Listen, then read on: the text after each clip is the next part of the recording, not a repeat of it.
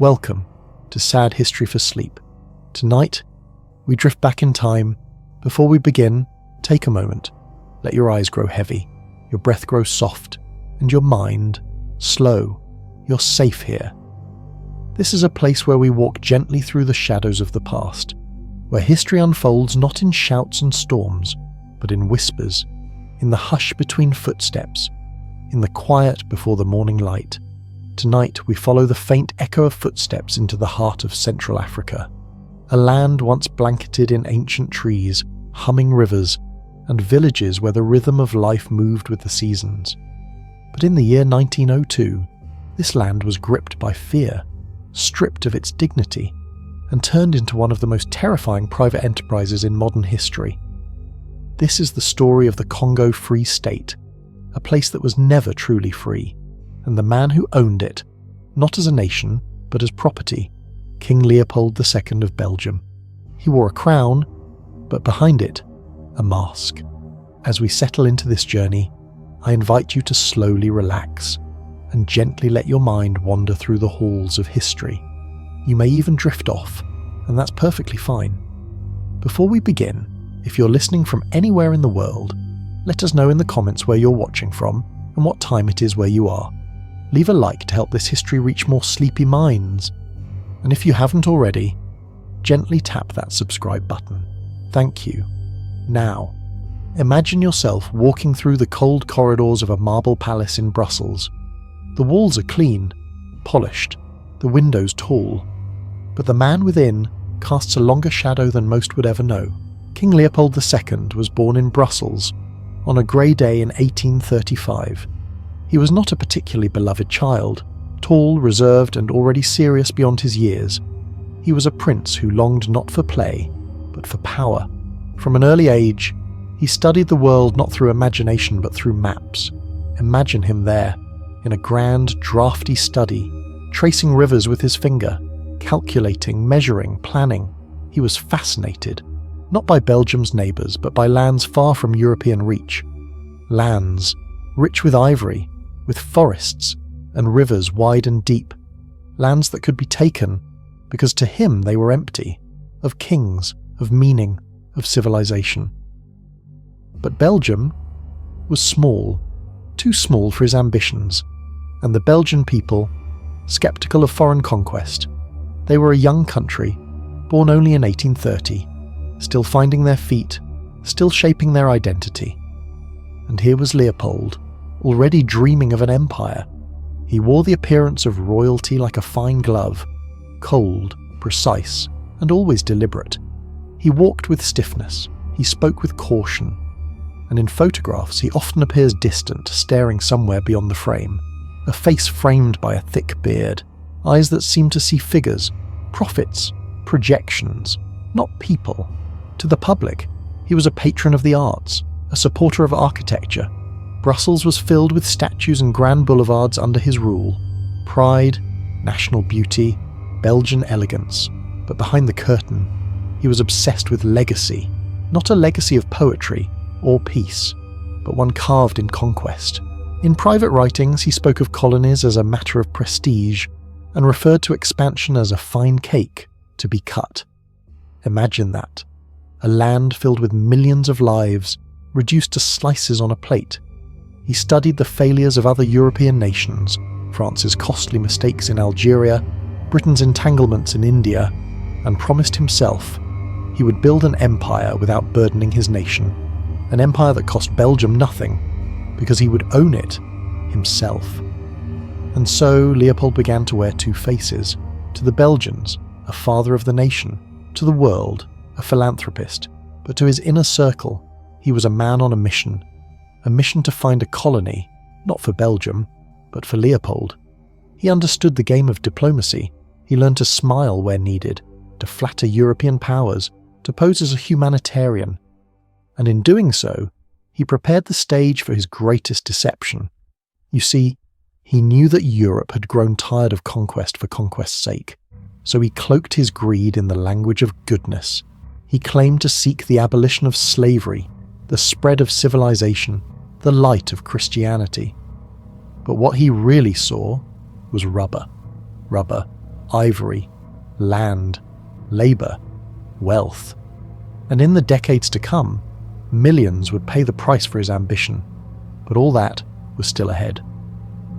For now, imagine Leopold, standing at a balcony in his Belgian palace, gazing at a globe in his study, his eyes fixed on a blank space in Central Africa, a space he would soon fill with his name, his hunger, and a darkness that would stretch across generations. And so the mask was set, and behind it, the machinery of a nightmare would soon begin to turn. Let's take a breath and drift now to the conference table where Leopold would make his first move on the global stage. A conference where lines would be drawn not in sand, but in ink, across a continent that was never theirs to give. Imagine a long table, heavy with polished wood, surrounded by high-backed chairs, the air thick with cigar smoke and the scent of starch and ink. It is the winter of 1884, and here, in Berlin, the fate of an entire continent is being quietly, coldly decided. Around this table sit the representatives of Europe's greatest powers, Britain, France, Germany, Portugal, and, nestled carefully among them, a small quiet kingdom, Belgium, or more precisely its king, Leopold II. The conference was hosted by German Chancellor Otto von Bismarck. It wasn't to declare war or even peace, but rather order. They called it the Berlin Conference, but its true name might well have been the Auction of Africa. There were no African leaders present, no tribal elders, no emissaries from kingdoms like Buganda, Ashanti or Congo, only Europeans, only ink and paper. The goal was to prevent conflict among themselves, to neatly divide Africa like a pie, to assign ownership as though land, people and rivers were commodities, as though generations of culture and tradition could be claimed with a stroke of the pen. Leopold arrived not with armies or bluster, but with a clever disguise. He presented himself not as a king, but as a humanitarian, the founder of the International African Association, a noble-sounding organisation supposedly committed to exploration, science, and the end of slavery. He spoke of helping the dark continent, of bringing roads, medicine, and light, and many believed him, or chose to believe. With maps spread before them and names written in languages they had never heard, the delegates began their work. Lines were drawn across deserts, over mountains, through villages and forests, lines that would split families, tribes, and entire civilizations, and so it happened. Amid polite conversation and formal toasts, Leopold was granted personal control, not Belgium, he himself, over a vast, lush territory in Central Africa. They called it the Congo Free State. It was nearly 80 times the size of Belgium. Imagine that. A nation the size of a fingernail, acquiring a hand, an arm, a continent's beating heart, and all without a single war. He had no formal army, no great colonial fleet. But he had charm. He had paperwork. He had a story that sounded good enough on paper. And in this age of polite imperialism, that was all he needed. To the outside world, it was a triumph of civilization, a new model for benevolent colonialism, an international zone of peace, trade, and progress. But inside the borders of the Congo Free State, something very different was taking shape. Leopold wasted no time. He sent agents, explorers, traders, and men trained in subtle coercion to mark his claim. Flags were raised, treaties signed under pressure, and stories spread of European generosity. But what began on paper would soon be written in scars. As we sit with this moment, it's worth pausing here to consider how softly such violence can begin, how quietly a land can be taken, not with gunfire, not with thunder, but with signatures, handshakes, and lies. The Congo Free State was born not in battle, but in bureaucracy, not in the clash of swords, but in the rustle of documents, and though no one heard it then, the people of the Congo were already screaming in silence. Let your breath slow now. Let your thoughts settle like leaves on still water, and come with me as we drift deeper into this tale. For what came next was the crafting of an illusion so complete it would deceive the world for over a decade. Now picture a study in Brussels, its windows dim with morning fog. A globe turns slowly on its pedestal, and on a desk papers are arranged just so. Maps, photographs, progress reports, not of atrocities, but of schools, missions, trading posts. Leopold II had crafted more than an empire. He had crafted a myth. To the outside world, the Congo Free State was a model colony, one dedicated to uplifting a people lost in darkness. He spoke of roads being built, trade being fostered, and native peoples being taught the blessings of Christian civilization, and the world listened. Because the story was easy to believe, comforting. It confirmed Europe's belief in its own righteousness. Leopold was meticulous. He hired publicists, he sponsored explorers, he funded lavish exhibitions displaying Congo artifacts, animals, and carefully chosen images of native life. Imagine strolling through a grand exhibition in Europe, displays with carved masks, exotic plants, and perhaps even a Congolese child dressed in traditional costume, silent, staring, all part of the spectacle, all presented with the same calm reassurance. This is progress. This is peace. Journalists were courted. Missionaries who spoke too boldly were silenced. Reports of abuse were dismissed as exaggeration. Rogue agents, they'd say. Unfortunate exceptions, they'd say. Never the rule. Leopold's agents learned how to create proof of progress. They built facades of clinics that never treated the sick, schools where no children studied, trading posts that served no trade. It was a grand theatre, with Africa as the stage and Europe as the audience. Even the term Free State was a deception. There was no democracy, no elections, no rights. The Congo Free State was not free. It was privately owned, wholly and entirely by King Leopold, and he ran it not from a palace, but like a business. He kept ledgers, issued quotas, tracked profits with precision. He created dummy companies, some Belgian, some claiming to be international. Each one in reality answered to the same crown, the same hunger. Rubber was the new gold, and in Europe and America it was in high demand. Bicycles, automobiles, telegraph cables, insulated wiring. Rubber was no longer a curiosity, it was an industry, and the Congo's vines dripped with it.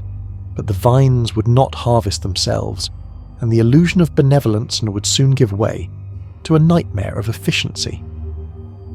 The truth was beginning to seep through the cracks. A missionary here, a lost letter there, whispers carried by travellers and tired river traders.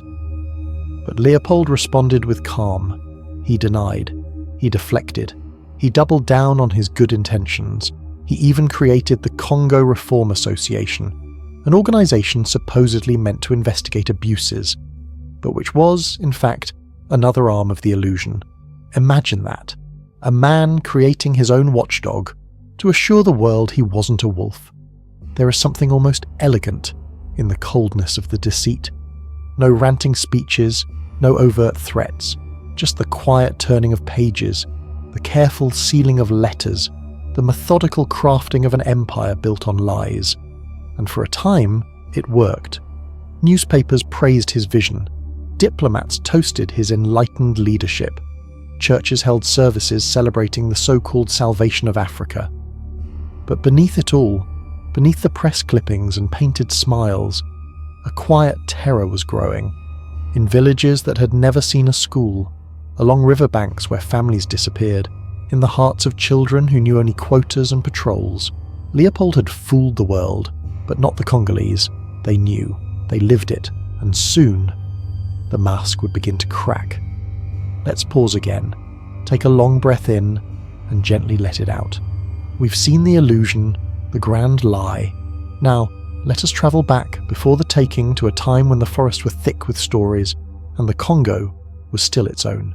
Before the quotas, before the gunfire, before the silence of terror settled across the land, there was life. Life in the Congo, moved with the river. Imagine it now. A canopy of ancient trees stretches above, their emerald leaves trembling softly in the breeze. Beneath them the forest breathes, lush and endless. Bird calls echo gently through the underbrush, while broad rivers, wide as small seas, move like liquid mirrors across the landscape. Villages dot the riverbanks, built of thatch and wood, carefully raised by hands that have known the land for generations. Fires burn slowly in the morning mist. Smoke curls upward, fragrant with the scent of roasting cassava and palm oil. The Congo was not a wilderness waiting to be discovered. It was a home. It was kingdoms and chieftaincies, organised, structured, connected. Societies that understood the rhythm of the earth. The Luba and Lunda empires. The Congo Kingdom. They held political systems, taxation, trade networks, and armies. Leaders were chosen not just by lineage, but by wisdom. Councils debated, customs were observed, spirits were honoured, trade flowed freely across the rivers. Salt, ivory, iron tools, raffia cloth, even copper ingots shaped like X's passed from hand to hand. Along the Great Congo River, 2,900 miles of winding power, canoes travelled like floating marketplaces. Merchants met beneath the trees, languages blended, customs mixed. Children learned the ways of the forest, the names of trees, the timing of harvests, the stories of their ancestors whispered by firelight, long into the night. Spiritual life was rich, not primitive, but layered with meaning. There were spirits in the river, in the mountains, in the trees. The ancestors watched, and were remembered through dance, offering, and song. Medicine was knowledge passed down, healing plants, sacred chants, rituals that tied the living to the unseen. Marriage, birth, harvest, death, each marked by ceremony, by drumming, clapping, singing, rhythms that pulsed with identity. And yes, like all places, there was struggle, famine in some seasons, inter-village tensions. Slavery existed too, but in different forms. It was not industrial, not depersonalized. A captive might be adopted into a family, ransomed, married, given land. This was not paradise. But it was home, a living culture, a breathing, dynamic world, and most of all, it was free. Free to rise with the sun and feel no dread. Free to walk into the forest without fear of bullets. Free to sing without the sound of chains. The land was not a blank canvas, it was a tapestry, woven with generations of memory, of growth, of survival. And when the foreign ships arrived, with flags, crosses, and contracts in hand, they did not find a silent land. They found a people who would soon be told they had no history, that their gods were false, that their land was owned by a king they would never meet. But for now, let's linger here, just a moment longer. Hear the drum beat, smell the rain on warm leaves, feel the softness of a woven mat beneath your back. This was the Congo, before the chains, and in the next moment, we will watch how it was taken, not by gunfire first, but by signatures, ink, and the oldest weapon of empire, the lie. Let your breath move softly as we move onward. Now, imagine again, a man arrives in your village. He wears boots you've never seen before, carries papers filled with markings you cannot read. Behind him are men carrying crates, some filled with fabric, some with beads, and some with guns. He smiles. He says he comes in peace, to bring trade, protection, civilization. He gestures to the sky, the horizon, speaks of friendship, of alliances, of promises written in languages unfamiliar. This was how the Congo was taken, not in a day, not with roaring cannons or red banners, but with contracts, with clever words and friendly deception. You see, Leopold understood that conquest could wear many masks, and in the early days, his men wore the mask of diplomacy. They were called agents, explorers, representatives of goodwill, men like Henry Morton Stanley, famed for his African expeditions. He had mapped rivers, built outposts, gained the trust of some, the suspicion of others. Stanley didn't come with armies, he came with gifts. Imagine a chief, respected, wise, guardian of his people, sitting before a man in strange clothes, offering mirrors, soap, umbrellas, and a treaty. The treaty says, in exchange for protection and friendship, the land will be shared, or so it seems, but in truth, the treaty hands over everything: land, rivers, minerals, labour, even the authority to rule. These treaties were often read aloud in French to people who spoke Lingala, Kikongo or Swahili. Sometimes not read at all.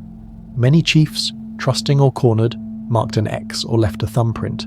Some accepted out of politeness, others under pressure, some at gunpoint.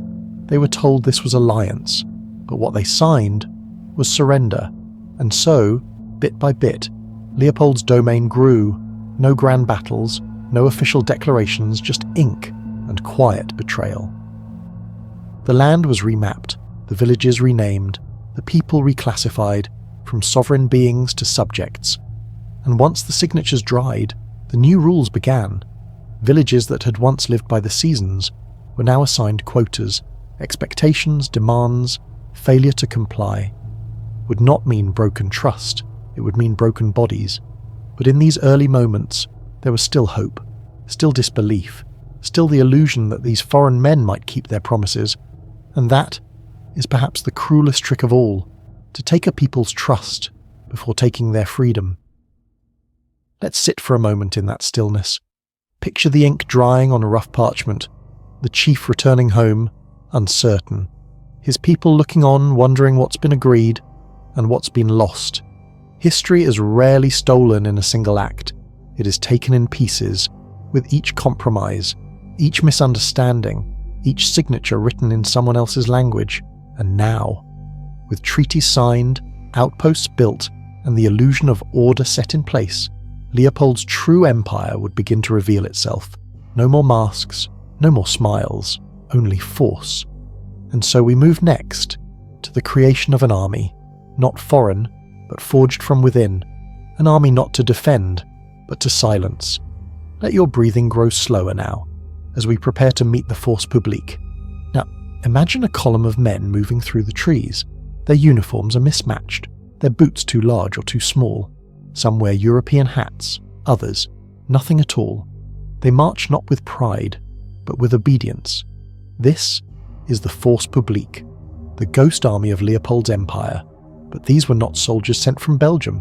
Number they were Congolese, young men conscripted, some kidnapped, others coerced, into serving the very regime that oppressed their families. And the officers? Belgian and brutal. Men with thin moustaches and polished boots. Men trained to command not with honour, but with fear. Formed in the 1880s, just as Leopold's grip on the Congo tightened, the Force Publique was not a military force in the traditional sense. It was a tool, a mechanism, a living weapon used to enforce rubber quotas, suppress rebellion, and make examples of any who resisted. Imagine a village in the early dawn, the quiet broken not by birdsong, but by the sound of boots, rifles, and shouted commands. The villagers scatter, some hide in the brush, others stand frozen. This army didn't protect the people, it watched them, it punished them. It kept the machinery of Leopold's rubber kingdom running day after day. Each soldier was given a rifle and limited bullets. Each bullet had to be accounted for, and so a twisted logic was born. To prove a bullet hadn't been wasted, they had to return with a hand. But we'll come to that horror soon. For now, stay with the creation of this army. The young recruits were trained under harsh discipline, whipped, beaten, starved until compliant. Their loyalty was not earned, it was extracted. Imagine being forced to choose, serve the men who burned your cousin's home, or see your family punished. For many, it wasn't a choice, it was survival. They marched hundreds of miles, through jungle and savannah, carrying the weight not just of their rifles, but of what they had become. The Force Publique quickly became the long arm of Leopold's rule. Their presence meant the king's will was never far behind, and their terror was legendary. But it wasn't only men who were caught in this machine. Women, children, entire communities lived beneath the shadow of this army. A whisper that they were coming was enough to empty a village, to send families fleeing into the forest, to scatter lives like dust before the wind. And yet, despite everything, some resisted. Some recruits deserted. Some villagers hid them. But most simply endured the uniforms, the quotas, the silence. The Force Publique was a ghost army not because it was unseen, but because it was everywhere, and yet belonged nowhere.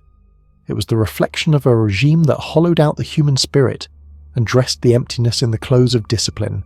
And so, the Congo became a place where one's own brother, cousin, neighbour might arrive at the edge of your village with a rifle, might raise their voice not in greeting but in command.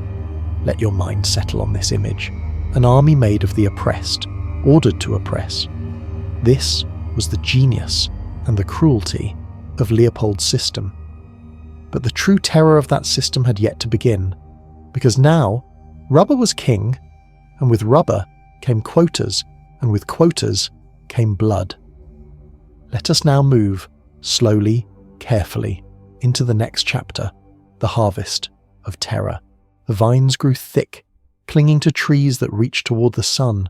Rubber, white sap weeping from the bark, became the lifeblood of a continent and the noose around its neck. By the late 1890s, the world's hunger for rubber had become insatiable. Factories needed it for tires, belts, hoses, and Leopold, king not just of Belgium but of profit, had seen it coming. The Congo was rich in wild rubber vines, but unlike rubber plantations elsewhere, here there were no wages, no labour laws, no choices. Instead, there were quotas. Every village, no matter how small, was given a monthly target. Gallons of rubber, collected by hand, stripped from the forest, hauled in heavy bundles over miles of jungle. Men, women, children, none were exempt. Imagine waking each morning to the same thought. How much rubber must I collect to keep my wife safe, to keep my children alive? The quotas were impossibly high. A man might spend 10 days in the forest, scraping bark, smearing his skin with the sticky latex, letting it dry on his body so he could peel it off and collect it. It tore flesh, it starved the body, it consumed the soul, and when a village failed to meet its quota, the punishment was swift and public. Houses burned, women taken, hands cut off. But we'll speak of that more fully in the next segment. For now, imagine the tension, the constant calculation. Do I risk injury and exhaustion to meet the target, or do I return empty-handed and face retribution? Fathers sent their sons, elders took to the forest. Entire communities worked not for wealth, but for survival. The Force Publique returned regularly, rifles slung, expressions blank, not to encourage, but to inspect, to count, to judge.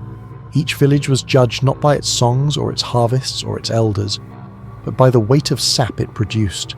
Rubber became the only currency, the only standard of worth, the only reason or excuse for existence. And in this quiet terror, life lost its shape. Farming was abandoned. Fishing nets grew dry. Children forgot the stories of their grandparents, too tired to listen. They knew only the lash, the silence of the forest, the white liquid, and the men who came if it was not enough. Even the jungle itself turned against them. Vines were harvested until they withered. Game disappeared. The soil was trampled by desperate feet. And always, the clock ticked forward to the next collection, the next inspection, the next punishment. There were no breaks, no holidays, no compassion. The jungle, once sacred and bountiful, became a prison, a taskmaster, a grave, and in the distance, Leopold counted his profits. From the polished halls of his Belgian palaces, he saw only numbers, not the bleeding hands that produced them. Take a slow breath now. Hold the image of a man, barefoot, hungry, trembling, walking alone through the trees, looking for rubber vines, wondering what will happen if he returns with too little. This was the beginning of the rubber terror. But it was not only numbers that were taken, it was proof. Proof that bullets were not wasted, proof that orders were obeyed. And in the next chapter, we'll speak of the currency of cruelty, a measure of life taken one hand at a time. Let your breath ease again. We move carefully now, into darker waters. Now, imagine being given a rifle, a single bullet in the chamber, a command from your superior, and a warning. Do not waste it. In the Congo Free State, bullets were expensive. They were imported from Europe, costly and counted, and each one had to be accounted for. So the Force Publique, Leopold's ghost army, was given a rule: every bullet spent must be proven. Not by the body of an enemy, but by something else, something easier to carry, something unmistakable. A hand. Yes, for every shot fired, a hand was required. The soldiers were expected to bring them back, severed, withered, limp, as proof that a bullet had been used correctly. And so, hands became currency, the currency of cruelty. Some came from those who had resisted, some from those who had fled, and some from the innocent, from wives, from children, from the elderly who could no longer move quickly enough. If a bullet was fired, a hand had to follow. But if a soldier missed his target, he might take a hand anyway, from anyone, to escape punishment. Sometimes there was no bullet at all, just the desire to make an example. Hands were collected in baskets, piled like harvested crops, presented to officers for counting. It became a grim ritual, a perverse arithmetic. There are stories, quietly passed down, of entire villages losing limbs, of young boys, hands cut away before they ever held a tool or a drum, of fathers forced to watch and then carry the proof themselves. And though it is tempting to recoil, remember, this was not chaos. It was order, a system, designed with calculation, refined for efficiency, reported back to Leopold as progress. There were even quotas for hands. Reports were written, charts maintained, officers promoted for discipline and results. And through it all, the jungle was silent. Not because it had nothing to say, but because it had been made afraid to speak. Imagine a mother holding her child and whispering, "Stay close, don't cry, don't run, because they are near and they are counting." And still, the hands came, sometimes to meet a rubber quota, sometimes as punishment for late deliveries, sometimes for no reason at all. It is said, though we cannot know for sure, that tens of thousands of hands were taken, maybe more. And what makes it harder still is knowing that much of the world did not care, or worse, believed it was a price worth paying for progress. Let your mind rest for a moment here. Let the silence expand and think, not of statistics or history books, but of a single child, sitting alone, staring at what was once their hand, now gone, and wondering what they did wrong. This was not war. This was not justice. This was a system, a machine made to extract value from flesh, to weigh human life against profit margins. And it worked. The rubber flowed, the money came, and in Belgium, Leopold built monuments, but in the Congo, the trees bore witness, and the rivers remembered, and though the hands were taken, the spirit endured. In the next segment, we will sit gently with those who survived, the children, the elders, the mutilated, those who continued on, even when pieces of them were left behind. Breathe deeply now, let the heaviness settle, but not overwhelm. We walk slowly through this story, because to rush would be to forget. There are places where memory lives not in books, but in scars.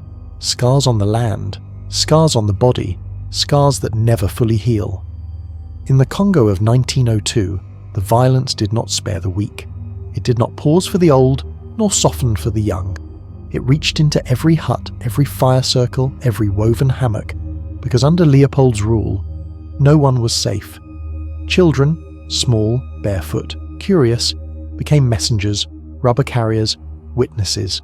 Too small to climb the vines efficiently, they were still punished for failed quotas. Too young to speak the language of cruelty, yet fluent in the sound of commands. Many watched their parents taken away, or returned to find homes burned, siblings vanished, mothers weeping in silence. Some were used as hostages. If a father didn't meet his rubber quota, his child might be taken, kept in cages, held at outposts, starved, sometimes beaten, until the next delivery came. Imagine that terror. A man, aching, bleeding, scrambling through the forest for one more vine, knowing that a child waits behind wooden bars, crying out for him, and the elders, They were seen not as sources of wisdom, but as liabilities, too slow, too brittle, too rooted in a world the regime wanted to erase. Some elders were mutilated, others executed, not for crimes, but for presence, for simply being there when soldiers arrived, for asking questions, for remembering how it was before. The mutilated were many, hands gone, feet severed, ears cut. These acts were not just punishments, they were messages, left behind like warnings, like signposts carved into flesh. You belong to the king now, they seemed to say. Your body is no longer your own. And yet, those who survived did not vanish. They carried water, cradled the injured, spoke softly at night in what voice they had left. They tried, somehow, to live. The image most preserved from this time there is a photograph. A man sits on a low stool, his face empty, his eyes distant. On the ground in front of him rests the severed hand and foot of his small daughter. He had returned from the forest late. She had paid the price. It is not a painting, not a story, it is real, and it was far from rare. We must move slowly here, because this is the part of the story where numbers fail, where charts and reports collapse under the weight of sorrow. Here, we are not speaking of statistics, we are speaking of voices that once laughed, feet that once danced, arms that once held others close. We are speaking of people, whose names we will never know, but whose pain built the monuments of another nation. And even in that, there is something more than tragedy. There is endurance. Because though bodies were broken, the human spirit, quiet, tired, defiant, remained. Elders passed on stories in whispers. Mothers taught their children how to hide, how to listen, how to survive. Communities, though scattered, found ways to hold on. This too is history, not just the cruelty, but the continuity. The way a people learns to carry memory like a seed, even when the soil has been scorched, and now we step into that silence, the kind that only the hunted know.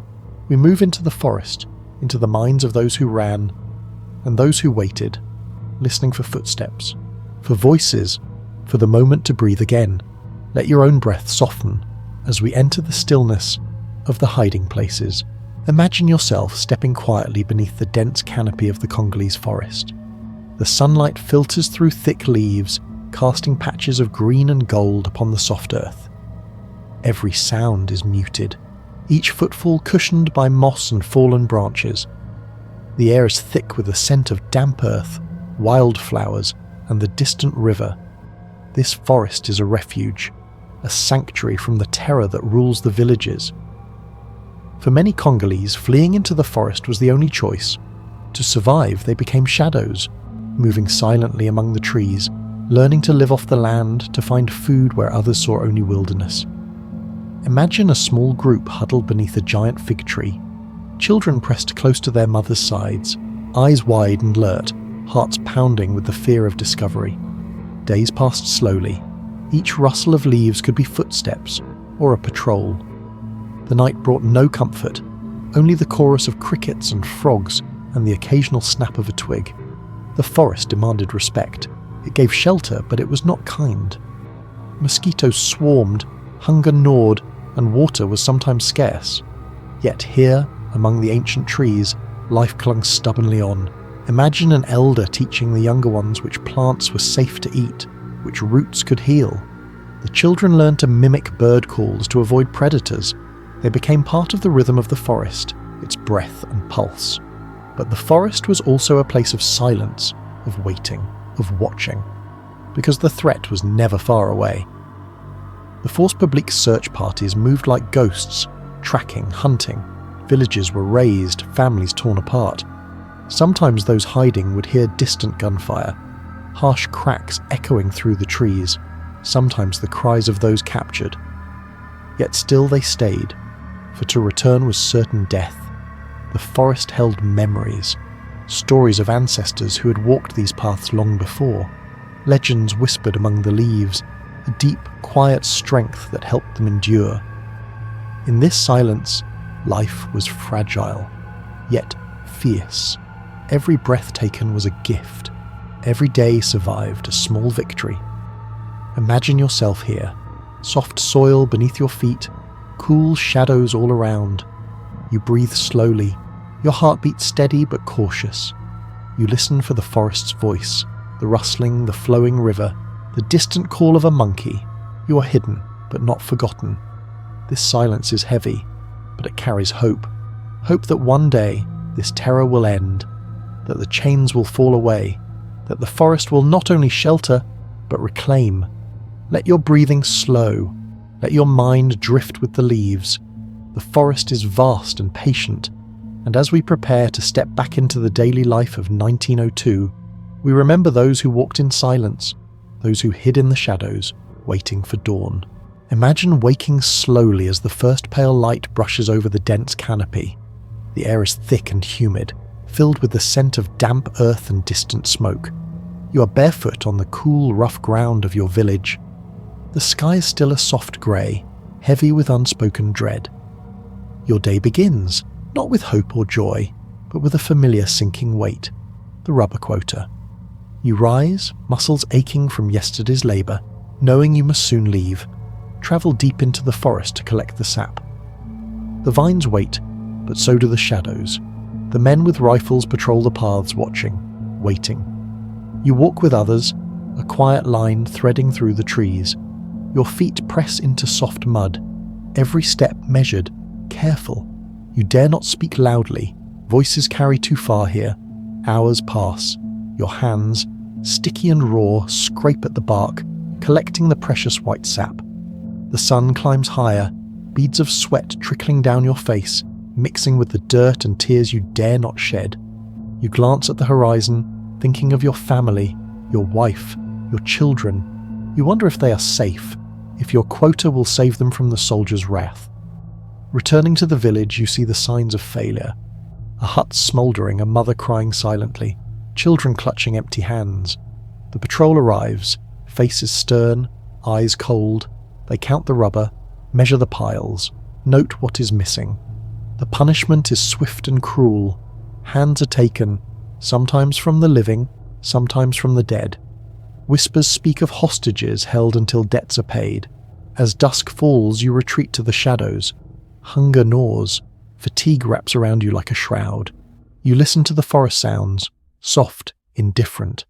Night comes heavy. Sleep is uneasy. Dreams haunted by fear and loss. And yet, you wake again. The day begins anew. This is not a story of battles won or lost. It is the slow erosion of life itself, the quiet draining of hope. Imagine yourself here, walking this path, breathing this air, living this relentless cycle, and as your body wearies, your mind drifts, seeking solace in memory, in stories, in the distant promise of peace. Let your breath soften, your heartbeat steady, for this day is one of many, and through this ordinary suffering and history was written. We will pause here, in this quiet moment of endurance, before moving forward to explore the deeper psychological toll.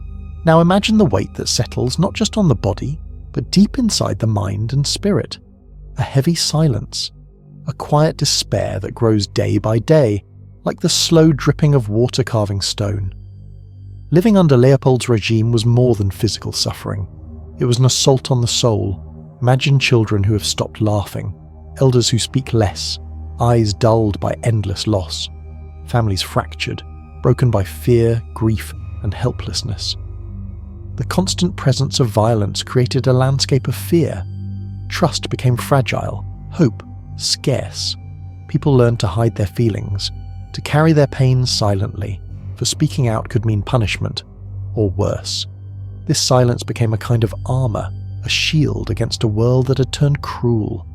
Imagine the slow erosion of identity, as centuries of culture, tradition, and community were torn away, replaced by forced labor, brutality, and loss. Many felt haunted by memories of loved ones taken or harmed, by the terror of the patrols, by the endless demands of impossible quotas. Some withdrew into themselves, others became resigned, accepting suffering as inevitable. Yet beneath the despair, small sparks of resilience remained. Stories were shared in whispers, songs were sung quietly, keeping alive the memory of better times. Communities found subtle ways to support one another, a hidden kindness in the darkness. Psychological wounds ran deep, but they did not always break the spirit. Imagine a mother holding her child close in the night, whispering promises of a future free from fear, even as the past pressed heavily upon them. This psychological toll would ripple through generations, shaping the hearts and minds of a people long after the empire fell. Let your breathing grow slow and steady now, letting the weight of this knowledge settle gently. We have witnessed the harshness of the body and the mind. Now we turn to the quiet courage of those who resisted, the small acts of defiance that flickered in the darkness. Amidst the weight of oppression, there were those who quietly refused to surrender their will. Resistance did not always roar like thunder. Often, it whispered like the wind through the trees. Imagine a woman carefully hiding her family's harvest, refusing to hand it over to the agents. A man pretending to work while secretly sabotaging tools. Children sent to run messages through secret forest paths. These acts, small and often unseen, were threads in a larger tapestry of defiance. Some escaped into the wild, forming hidden communities where they could live free if only briefly. Others found strength in preserving traditions, songs, dances, stories that kept their culture alive. There were moments when entire villages rose up, their courage shining briefly like stars in a dark sky, only to be met with harsh retaliation. Yet even in the face of overwhelming force, the human spirit found ways to endure. Imagine a young boy who, instead of fear, carries a seed of hope, learning from his elders how to survive and resist. These acts of resistance were not always grand gestures. They were quiet refusals, small rebellions, a whispered no in the face of yes, a stolen moment of freedom, a hidden smile in a world of sorrow. Each act was a spark, each spark a reminder that even in the darkest night, light can be found. Let your breath slow now, and hold in your mind the image of those quiet fighters, the brave souls who carried their defiance like a secret flame. Their courage, though often unseen, was the heartbeat of a people who would not be broken. As we move forward, we meet the witnesses, those who saw, recorded, and dared to speak the truth. Imagine a few outsiders arriving in the Congo, men and women whose purpose was to witness, to see beyond the polished reports and the grand speeches. Among them was George Washington Williams, an African-American historian and journalist who travelled deep into the heart of the Congo in the 1890s. He saw with his own eyes the horrors hidden beneath Leopold's veil. Then came Roger Casement, a British consul and human rights advocate. He listened to survivors' stories, documented abuses, and compiled reports that shook the world. Missionaries too risked their lives. They lived among the people, heard their cries, and often pleaded for change. These witnesses faced danger, threats, intimidation, sometimes violence. But their words travelled beyond the jungle. Imagine reading their reports, the careful, steady descriptions of mutilations, forced labour, and death. The quiet outrage beneath the formal language. Their testimonies challenged the world's ignorance and silence. Yet, for a time, many chose not to listen. Political interests, economic gains, and racist prejudices drowned out these voices. Still, these truth-tellers persisted. Their work planted seeds of awareness and resistance far from the Congo's forests. Let your mind rest on their courage, the act of speaking out in a world that often preferred silence. Their words became a mirror reflecting the dark realities of Leopold's kingdom. And as we prepare to explore the first sparks of international outrage, let your breath steady and your heart open. We move now into the beginning of a global awakening. Imagine the slow ripple of awareness spreading beyond the dense Congo forests, crossing oceans and borders, reaching the halls of power and the streets of distant cities. Inspired by the courageous testimonies of missionaries, journalists, and former officials, a small but growing group of people began to speak out against the atrocities. Human rights advocates, writers, and activists penned letters, articles, and petitions. Books were published that told the harsh truths hidden beneath Leopold's polished facade. Imagine the gatherings in dimly lit rooms where whispers of injustice grew into voices of protest. Pamphlets were handed out, speeches delivered, petitions signed. The world began to stir from its complacency. Yet the struggle was slow and uneven. Leopold's supporters dismissed the allegations as exaggerations or foreign meddling. Economic interests and colonial rivalries muddied the waters. Still, the movement grew. Women's groups, religious organizations, and early human rights defenders united in a common cause. This was one of the first international human rights campaigns in history, a testament to the power of truth and the resilience of those who refused to look away. Imagine the courage it took to stand against an empire, to speak for the silenced, to demand justice in a world often deaf to suffering. Though change would come slowly, the campaign marked a turning point. The world could no longer ignore the horrors in the Congo. As we breathe deeply, imagine the candlelight flickering in the night, small yet unwavering. We prepare now to face the heavy silence of loss, the millions who never had a voice. Imagine a vast forest stretching endlessly beneath a heavy sky, a land alive with ancient trees, winding rivers, and the quiet murmur of life. But beneath this beauty lies a silence far heavier than the absence of sound. A silence born of millions of lives lost, stories ended, futures stolen. Historians estimate that during Leopold II's personal rule of the Congo Free State, approximately 10 million people died, 10 million souls, a number so immense it almost defies comprehension. But these are not just numbers. They are voices that once filled villages with laughter, hands that once tended crops and cradled children, feet that danced at ceremonies beneath the moonlight, eyes that watched the sunrise with hope. Imagine trying to picture 10 million faces, grandmothers sharing stories by the fire, young men preparing for a hunt, children chasing each other through the tall grass, all gone, all silenced. The causes of this staggering loss were many. Brutal forced labour demanding impossible rubber quotas, punishments that shattered bodies and spirits, diseases which spread faster through weakened communities, famine, born from fields left untended and disrupted trade routes, war and reprisals as communities fought to survive against overwhelming violence. Each death carried its own weight. Some were sudden, snatched by violence or exhaustion. Others slow, lingering in the shadows of hunger and sickness. Families watched helplessly as loved ones faded away, some lost in the forest, never to return. And yet, the world around often remained silent. These deaths happened far from the grand cities of Europe, in a place many chose to ignore, an unmarked tragedy on the margins of history. Imagine the Congo's vast rivers flowing steadily, carrying the unspoken grief of generations downstream, the forests absorbing the quiet cries of those who vanished. This silence was compounded by a deliberate effort to conceal the truth. Leopold's administration suppressed reports, threatened witnesses, and controlled the narrative to hide the scale of the suffering.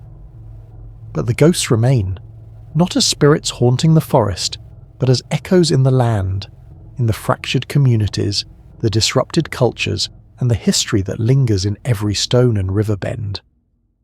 As we reflect on this immense loss, let us do so gently, not with horror or anger, but with solemn remembrance, to honour those who suffered, to acknowledge the depth of the wound, and to carry their memory with quiet respect. Breathe deeply now, let the stillness fill your mind, and know that though the silence is vast, it holds the strength of millions who endured. In the next segment, we will witness the unravelling of Leopold's grip, when the world finally forced him to release his hold on the Congo Free State. But for now, rest in this moment of remembrance. Imagine the slow turning of the world's attention, like the gradual dawn creeping over a dark horizon. For years, the cries from the Congo were muffled, hidden beneath layers of official reports, economic interests, and polite denials. But the truth, persistent as the river's flow, began to surface. The courageous witnesses, missionaries, journalists, former officials, had planted seeds of doubt and outrage. Public pressure mounted in Europe and beyond. Conferences were held, pamphlets circulated, and politicians could no longer ignore the growing storm. Imagine King Leopold II, once untouchable behind his regal facade, watching as his carefully constructed empire became a liability rather than a symbol of glory. His vast private kingdom, the Congo Free State, was meant to showcase his greatness. Instead, it revealed his cruelty. By 1908, the Belgian government, driven by scandal and the mounting international outcry, took a decisive step. Leopold was forced to relinquish control. The personal ownership of the Congo was ended, the colony was annexed by Belgium and renamed the Belgian Congo. But this transition was not a true liberation. Imagine a heavy cloak simply changing hands, the chains remaining firmly in place, only now worn by a new set of masters. Though Leopold's brutal personal rule ended, many of the exploitative systems and practices continued. Rubber quotas remained, forced labour persisted, the vast wealth of the land still flowed outward, while the Congolese people remained oppressed. Leopold himself retreated to Belgium, his health failing, his reputation tarnished. He died a few years later, never held legally accountable for the suffering in his African kingdom. Imagine the conflicted feelings of those who survived, relieved that Leopold was gone, yet wary of what the future might bring. The Belgian government promised reforms, some were implemented, but the shadow of exploitation lingered. The Congo remained a land caught between two worlds, its people bearing the scars of the past, its future uncertain.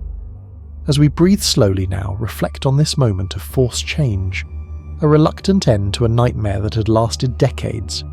Yet the story does not end here. We will soon explore how the Belgian Congo carried forward, wearing a different face but echoing many of the same old chains. For now, let the rhythm of history settle softly within you and prepare for the next chapter. Imagine the vast expanse of the Congo now under the official control of the Belgian government, a colony no longer owned by a king, but administered by a distant European state. On paper, this shift promised progress and reform. The brutality of Leopold's personal regime was condemned. New laws were introduced. Officials spoke of modernization, education, and infrastructure. But beneath the surface, many of the same harsh realities remained. The forests still echoed with the footsteps of forced laborers. Rubber quotas persisted, though now cloaked in bureaucratic language. Plantations expanded, mines opened, and the wealth continued to flow outward, enriching Belgium while impoverishing the Congolese people.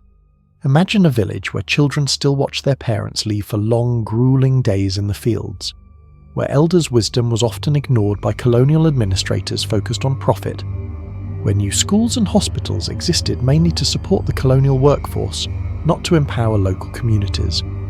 The colonial government maintained strict control. Passports, permits, and passes regulated movement. Traditional authority was often undermined or co-opted. Resistance was met with force. Yet within this oppressive system, small signs of change flickered. Congolese leaders and intellectuals began to emerge, demanding rights, education, and an end to exploitation. Imagine the tension between hope and repression, between tradition and imposed foreign rule. The Belgian Congo was not the nightmare of Leopold's personal fiefdom, but it was far from freedom. It was a land of contradictions, modern railways and brutal forced labour, mission schools and cultural suppression, economic development and social injustice. The chains were no longer visible as hands or rifles, but woven into the fabric of everyday life. This era set the stage for future struggles, the complex path toward independence, and the deep scars that would shape the nation's future.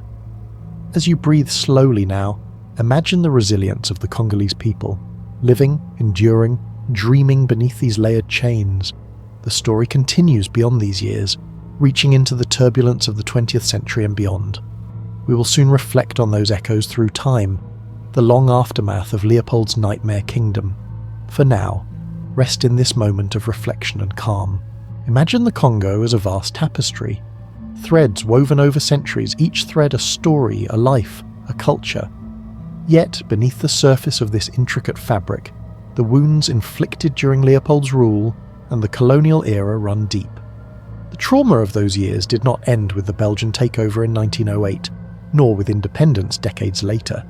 It echoed through time, shaping the nation's identity, politics, and social fabric. Picture a landscape marked by upheaval and resilience. The scars of forced labour, violence, and cultural disruption were passed down from generation to generation, like silent stories whispered at night. The political instability that followed independence in 1960 was not born in a vacuum. It was rooted in centuries of exploitation, in a society fractured by colonial rule, where power was often seized through force rather than consensus. Imagine the rise of Mobutu Sese Seko, a figure who ruled for decades with iron will, his regime marked by corruption, repression, but also a complex attempt to forge a national identity. The legacy of Leopold's nightmare kingdom lingered in the shadows, in the lingering poverty, the fractured communities, and the ongoing struggles over the country's vast mineral wealth. Civil wars erupted, fueled by internal divisions and foreign interests, turning parts of the Congo into battlegrounds. Millions more lives were lost in these conflicts, echoing the violence of the past in new and tragic forms. Yet amid this turbulence, there was also hope. The Congolese people's spirit endured. Movements for peace, justice, and reconciliation grew. Voices calling for recognition, healing, and the reclaiming of history became louder. Imagine artists, writers, and historians working to tell the true story of the Congo, to honour the past without being trapped by it, to inspire a future where the shadows could finally lift. The world's awareness of Leopold's crimes has slowly increased, yet much remains unspoken, unacknowledged. The Congo story is a reminder of the lasting impact of colonial violence, how history's shadows stretch across generations. As you breathe in deeply, feel the weight and the resilience held within this land and its people. Remember that history is not just about the past, it shapes the present and the future. We will soon move to our final segment, a gentle reflection on why this history still matters today and how remembrance can bring healing. For now, rest quietly in this space of memory and hope. Imagine standing on the edge of the Congo River at twilight, watching the water flow endlessly towards the vast ocean, carrying with it centuries of stories, some told, many forgotten, some still waiting to be heard. Leopold II's empire, once vast and secretive, is often overlooked in history books, overshadowed by other colonial narratives, yet its shadows stretch far and wide, touching not just the Congo, but the world. Why has this history been so quietly forgotten? Imagine the weight of denial and discomfort, the reluctance of nations to confront painful truths. The stories of suffering are hard to tell, and harder still to hear. Belgium for many years struggled to acknowledge the full extent of Leopold's crimes. Monuments stood, names honoured, while the voices of millions remained unheard. This silence is a form of forgetting, a barrier to healing and understanding. But the past is never truly gone. It lives in the land, in the people, in the very fabric of society. Remembering is an act of courage. It honours those who suffered. It teaches new generations. It holds power to prevent repetition. Imagine a classroom where children learn not just of kings and empires, but of the resilience and humanity of those who lived through the darkness. Imagine public memorials that tell the truth, and conversations that foster empathy and justice. This history challenges us to look honestly at the legacies of empire, the inequalities, the conflicts, the cultural losses that persist today. But it also invites us to recognize strength and hope, the enduring spirit of the Congolese people, their cultures rich and vibrant, their futures full of possibility. As you breathe slowly now, let this reflection settle gently within you. Think of the river's steady flow, carrying memory, washing away silence, moving toward healing. Thank you for joining this journey through a painful, complex past. If you found this story meaningful, please leave a comment telling us where and when you're watching from. A like and a subscribe help us continue sharing these important histories. May the quiet strength of those who endured guide us all toward greater understanding and peace. Now let your mind drift softly and rest.